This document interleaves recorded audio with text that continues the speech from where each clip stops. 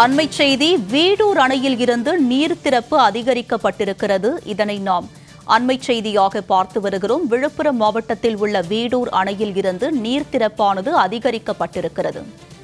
நேற்று முதல் தண்ணீர் வெளியேற்றப்பட்டு வருவதால் சங்கராபரணி ஆற்றில் வெள்ளப்பெருக்கு ஏற்பட்டிருக்கிறது. இதனை நாம் அண்மைச் செய்தியாக பார்த்து வருகிறோம். வீடூர் அணையில் இருந்து நீர் திறப்பு அதிகரிக்கப்பட்டிருக்கிறது. இதனை நாம் அண்மைச் செய்தியாக பார்த்து வருகிறோம்.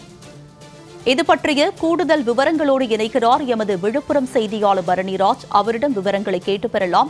பரணிராஜ், சொல்லுங்க, தற்போது வீடூர் அணையில் நீர் திறப்பு அதிகரிக்கப்பட்டிருக்கும் நிலையில் எந்த அளவுக்கு உயர்ந்திருக்கிறது? இது பற்றிய விவரம்.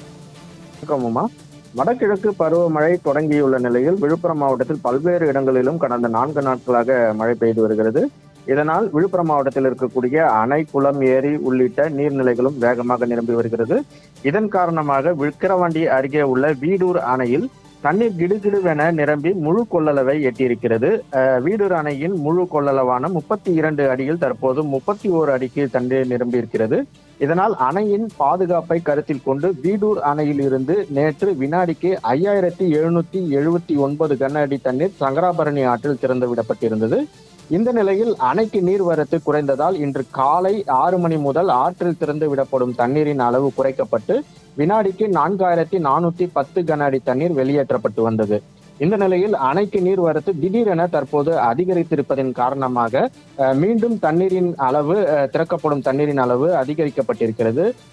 இன்று காலை 9 மணி நிலவரப்படி அணைக்கு நீர்வரத்து அதிகரித்திருப்பதால் வினாடிக்கு 5647 கன அடி தண்ணீர் தற்போது திறந்துவிடப்பட்டு சங்கராபரணி ஆற்றில் வெளியேற்றப்பட்டு வருகிறது. வீடூர் அணையிலிருந்து நேற்று முதல் தண்ணீர் வெளியேற்றப்பட்டு வருவதால் சங்கராபரணி ஆற்றில் வெள்ளப்பெருக்கு ஏற்பட்டு தண்ணீர் சீறி பாய்ந்தோடுகிறது. இதன் காரணமாக சங்கராபரணி ஆற்றங்கரையோரம் உள்ள விழுப்புரம் மாவட்டத்திற்கு உட்பட்ட 18 கிராமங்களுக்கும் புதுச்சேரி மாநிலத்தைச் சேர்ந்த ஒரு சில இடங்களுக்கும் வெள்ள அபாய எச்சரிக்கை விடுக்கப்பட்டு ஆற்றங்கரையோரம் வசிக்கும் மக்கள் பாதுகாப்பான இடங்களுக்கு செல்ல அறிவுறுத்தப்பட்டிருக்கிறது.